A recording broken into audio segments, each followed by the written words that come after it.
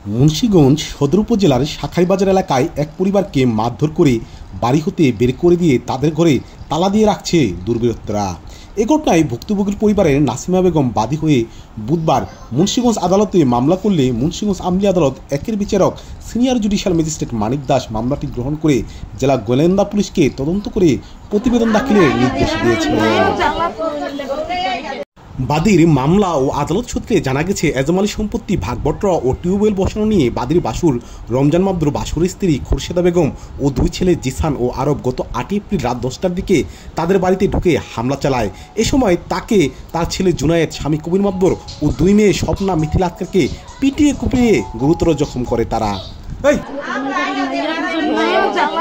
পরে ভুক্তভোগী নাসিমা বেগম মুন্সিগঞ্জ সদর জেনারেল হাসপাতালে ভর্তি হলে জিসান ঘটনার 2 দিন পরে গত 10 এপ্রিল সদর হাসপাতালে ঢুকে বাদীকে হামলার চেষ্টা করলে বাদী প্রাণভয়ে পালিয়ে গিয়ে ঢাকায় চিকিৎসা নেন।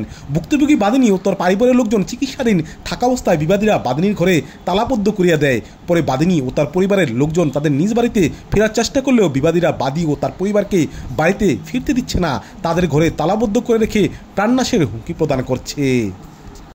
আমি 1 মাস ধরে অসহায়, রাস্তাঘাটে আমি ঘুরতেছি। আমার 2 মেয়ে 2 নাইনাতকুন নিয়ে আমি ছেলেমেয়ে সবারে নিয়ে রাস্তায় ঘুরতেছি। আমার গদ্দুয়ার তালা লাগাই তুইছে, আমাকে মাইরা মুরা বাসা থেকে বাইর করে দিছে। আমি হাসপাতাল ভর্তি ছিলাম, ওখান থেকে এরা লোকজন পাঠাইছে আমার মারধর করার লেগে। আমি ওখান থেকে পলাইয়া সব কিছু রাখা পলাইয়া আমি এখন রাস্তায় ঘুরতেছি। আমি যেতে পারতেছি না আমার বাড়ি ঘরে।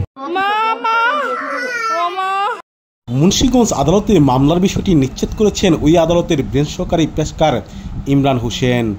ডেস্ক নিউজ, বিক্রমপুর চিত্র।